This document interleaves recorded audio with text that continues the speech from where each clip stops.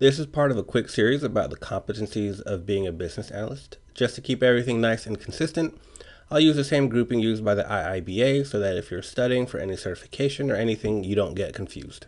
In this video, I'll be covering communication, specifically verbal, nonverbal, and listening skills.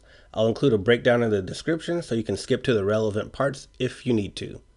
First up is verbal communication, which is about actual spoken words, and in this case, specifically about sending information, ideas, facts, and concepts to your various stakeholders. For most people you work with or encounter, they speak generally from their own perspective and kind of leave it up to their audience to determine their own perspective. A simple non-IT example I like to use is working out or exercising. A lot of people work out, however, the motivations for doing so might vary greatly from person to person, and if you wanted to convince someone else to work out, the right method might not be to explain what you get out of it. For example, if I wanted to communicate the benefits of working out to a college-aged boy, I might focus on how confident they will feel and much more attractive they might be with a more muscular physique. However, for a married person with children, the benefits of exercising might be having the energy to be a better parent and spouse for the ones they love.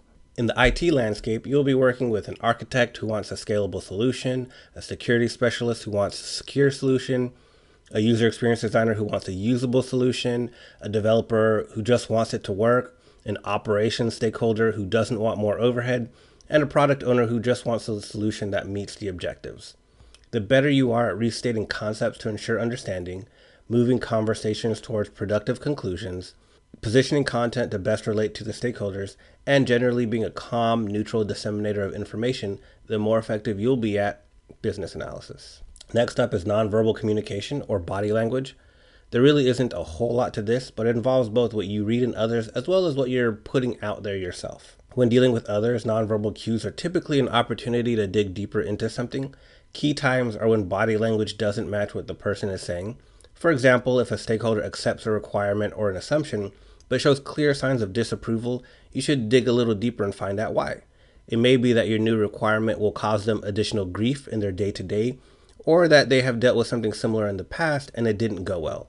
Having that knowledge might help you build solutions that mitigate future pain and also create new allies and build trust with those stakeholders. Within yourself, your body language should generally be a neutral collector and sharer of facts and information. Showing too much judgment or polarity in your body language might lead stakeholders to believe that you'll temper facts to align with your own beliefs. I'm going to go a little out of order from the business analysis body of knowledge and do listening next. For a lot of people, listening simply means not interrupting someone until it's their turn to talk.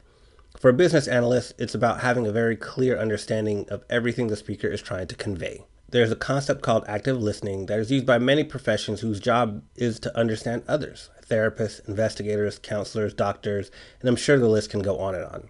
To help me get in the right frame of mind, I just tell myself to listen as though I will have to teach someone else about what I heard later, which in truth, I probably will have to do. As a business analyst, you'll be getting information from owners and managers about direction and objectives. You'll be getting information from users and stakeholders about process steps and pain points. And you'll be getting information from developers about limitations and possibilities.